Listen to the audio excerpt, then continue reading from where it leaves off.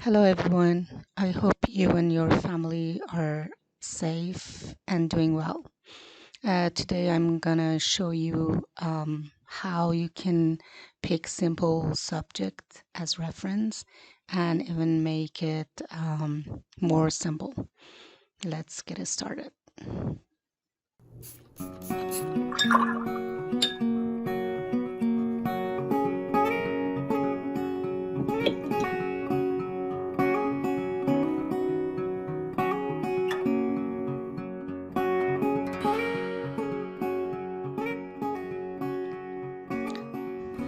As usual, you just wet the paper with spray bottle. We can start with the texture of the wall, and at the same time you need to add the first wash of flowers as well. um, with the side of the brush you can touch the paper for creating texture. It shouldn't be in details, but just looking at the details and just follow some directions of them would be okay. So I just add orange for the first layer of the color of the flowers, and actually you just need to follow the direction of the flowers. And also for the second layer I just add brilliant red plus rose.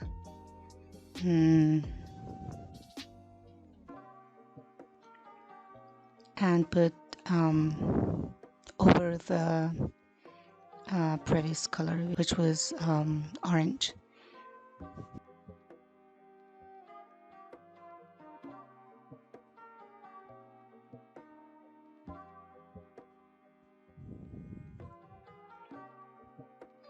And the third color that I add to them is alizarin crimson, for make it more 3D.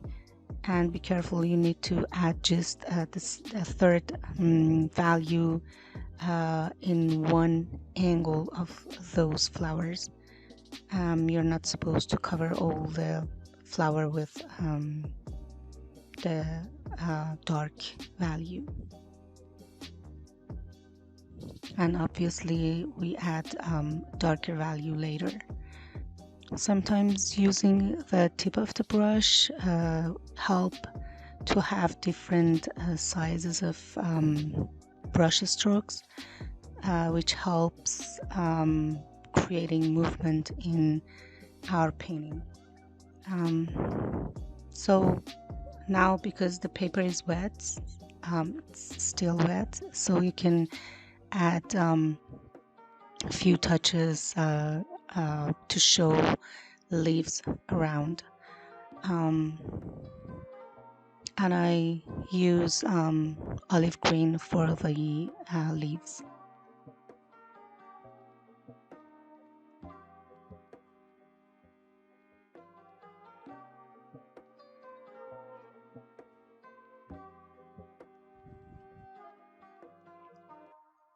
For the background, and actually for the dark side of the wall, I mixed alizarin crimson with indigo with a lot of water. Actually, when you feel the paper is almost dry, you can add more water with a spray bottle.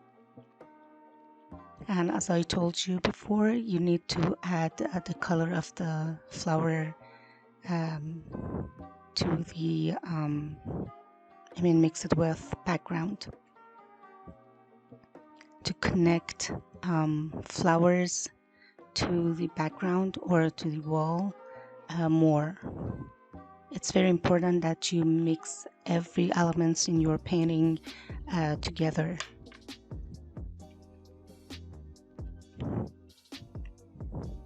There should be connection between all the elements, flowers, backgrounds, even pots, or everything in the painting should be in connection to each other.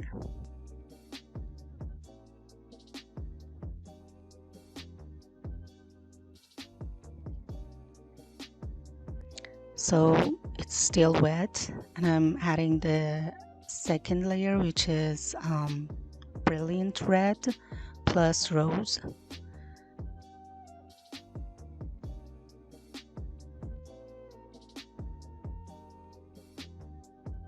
And just put small and big dots, and sometimes I spatter the color around to have random shapes of the flowers.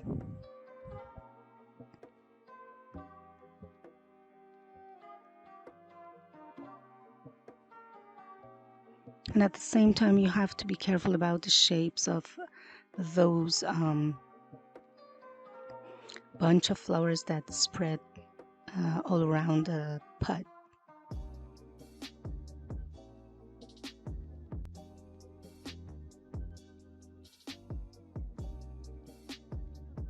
The third layer or the third color is alizarin crimson, which I'm adding in different places randomly.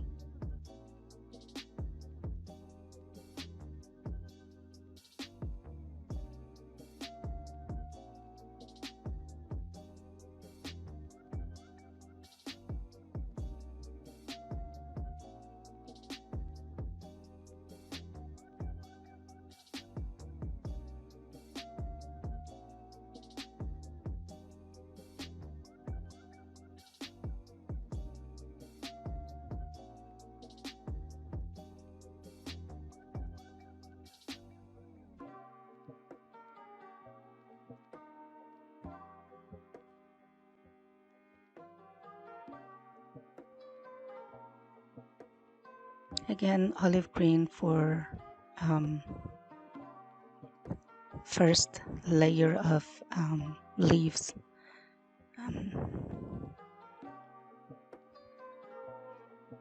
It's a very good choice.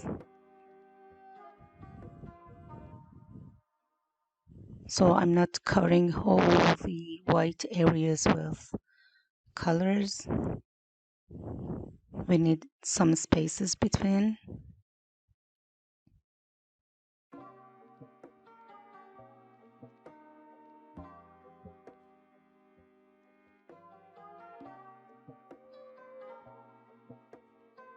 For darker value for green, I just mix sap green or sometimes hookers plus burnt umber.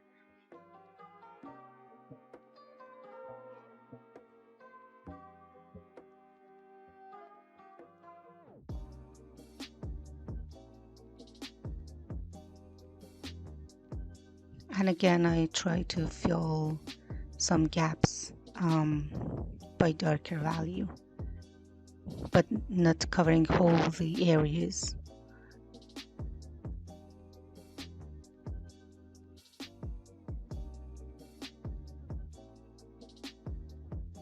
I wet the bottom of the flowers to do the pot. The first layer that I'm doing now is yellow ochre, and then with leftover, which was mixing of alizarin crimson and indigo for the shadow part of the pot. And also at the same time I'm creating those lines around the pot. when it's still wet. But remember, when you are working on wet parts of the painting, you need to use dry brush with uh, the color with more intensity.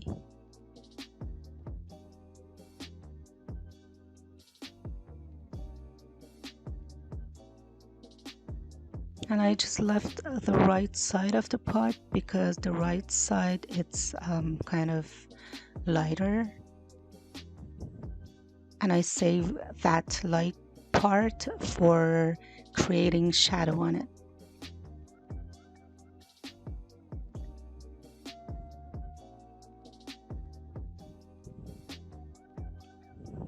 Stems and leaves, um,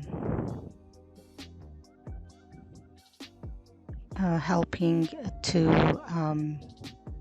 having more contrast between red and green part, so it makes the painting more beautiful. Again, I'm exaggerating of a shadow part, and also when you want to have the shadow of the small flowers and leaves, it's okay to just spatter the color of the shadow to the direction of the shadows.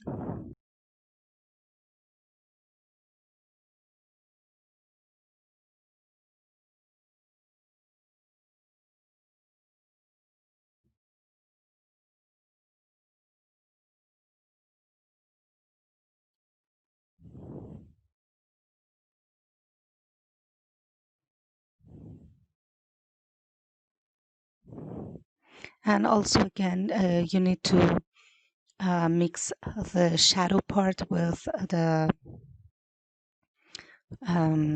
flowers by adding more color of the flowers to the shadow, or vice versa.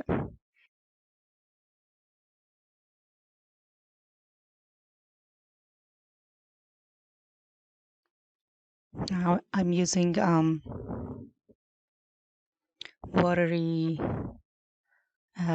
color, watery mixture for shadow, and again spatter the lines like maybe small dots represent that shadow of the leaves and those small flowers around. It's more natural when you do it this way.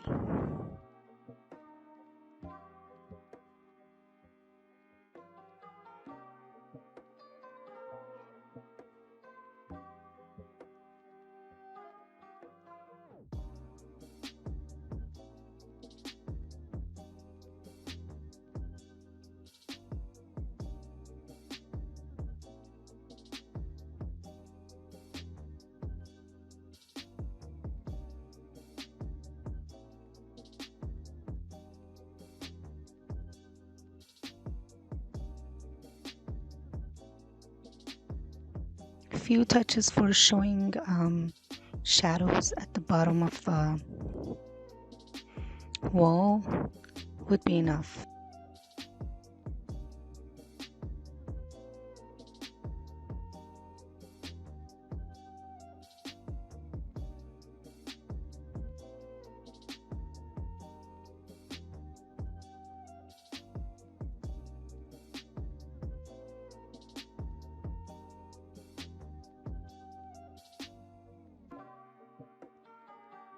I'm trying to keep those light parts.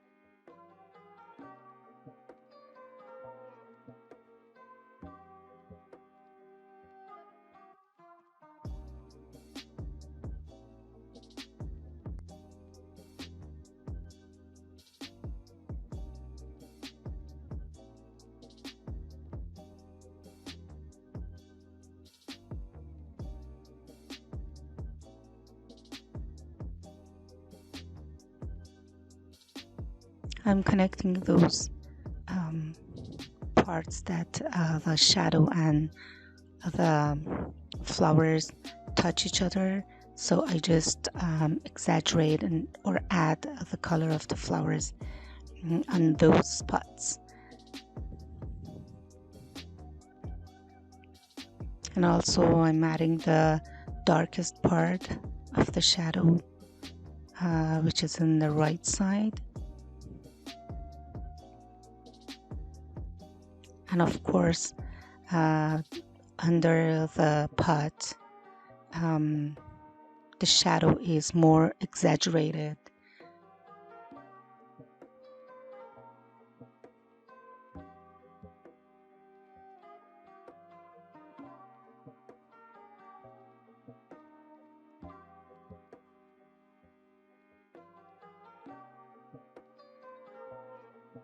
And you need to gradually make your painting darker and darker, um, and spread the dark value all around the painting. Okay, for make the pot darker, I just use indigo, a touch of cerulean blue, and also a touch of alizarin crimson, because the color alizarin crimson is the color of the flowers. So the shadow color contains the subject color as well. It's a dark color, which could be ultramarine, indigo, or whatever dark color it is, plus the color of the subject. Um, in this case is alizarin crimson.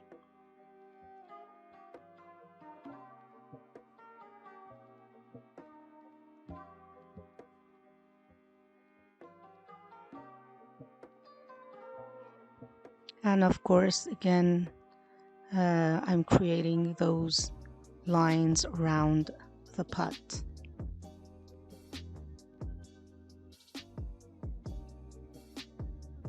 They shouldn't be perfect, but just a suggestion would be enough.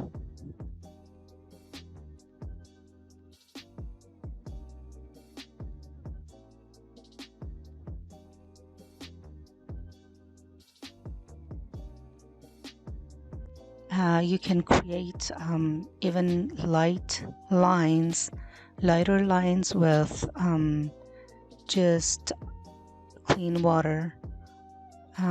Just wet the brush, and with the tip of it, um, just follow those dark lines around the pot.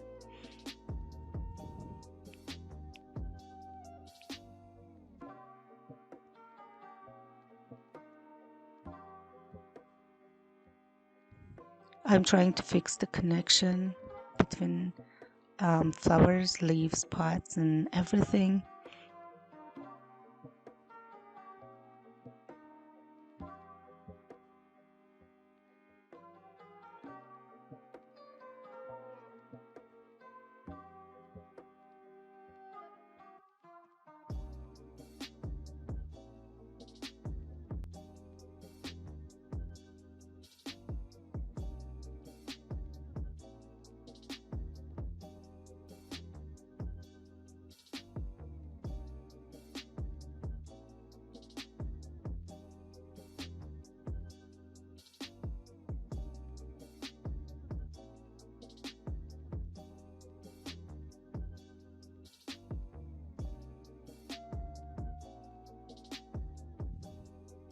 And of course, you can go back to add more details, but it's not necessary because a watercolor should be a simplified version of the reference photo.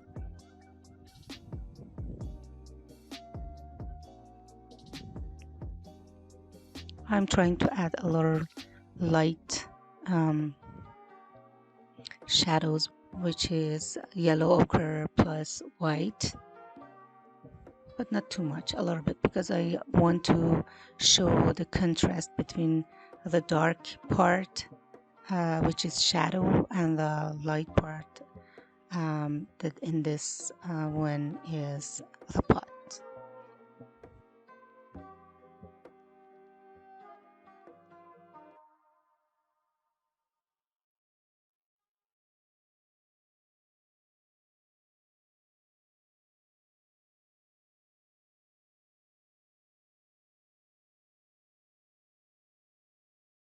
The last touches, which is the darkest part of the painting,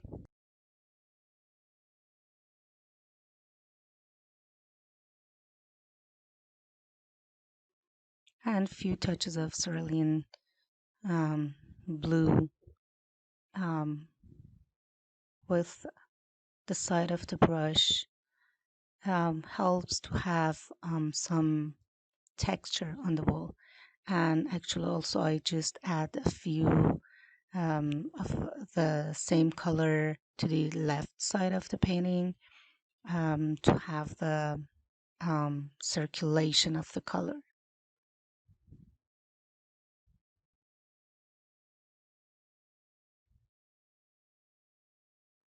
I'm trying to make the edge of the wall uneven, and it's all done. I hope you enjoyed it.